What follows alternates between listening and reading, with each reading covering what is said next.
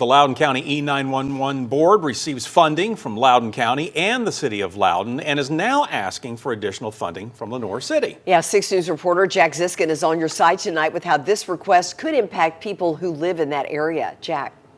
Lenoir City hasn't paid the Loudon County E-911 board since the 2023-2024 fiscal year.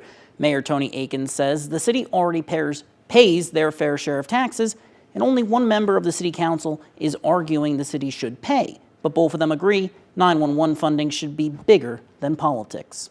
It's very unfortunate that we have let politics enter into the 911 system.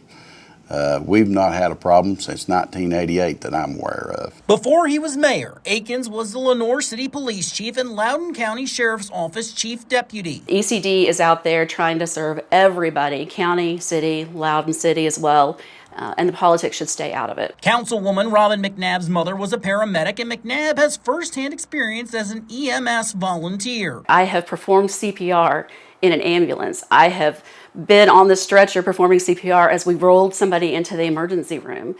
And when you see that, I think you have a different perspective about the value of the 911 dispatchers. The E-911 board has requested additional funds from Lenoir City, saying in a letter to council members the money would pay for the increased calls for service in a growing Lenoir City. The citizens of Lenoir City currently pays the residents and the businesses in county property taxes pays over $5 million a year. McNabb disagrees. That is the response of somebody who is willing to play chicken with people's lives. Akins says the problem started when the county commission put one of their own on the E-911 board, which is made up of first responders. The mayor says the county wants Lenoir City to pay for part of the dispatcher's raise. I'll be the first one to say those employees down there need a raise, but it's not up to the citizens of Lenoir City to give them one. It's up to Loudon County Commission and the county mayor to give them one.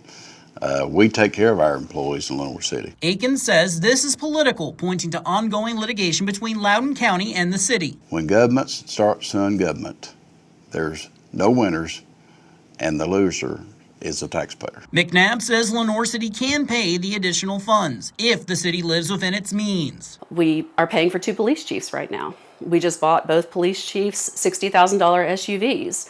For a better part of last year, we paid 2 finance directors. McNabb used to believe the E-911 board would not cut services. Now she is not so sure. If Loudon County E-911 chose to discontinue services to Lenoir City because of the lack of funding, that would actually force Lenoir City to set up its own dispatch center. So that what would happen then would be there would be an in-house Lenoir City dispatcher 24/7, and that cost would be paid for by our taxpayers.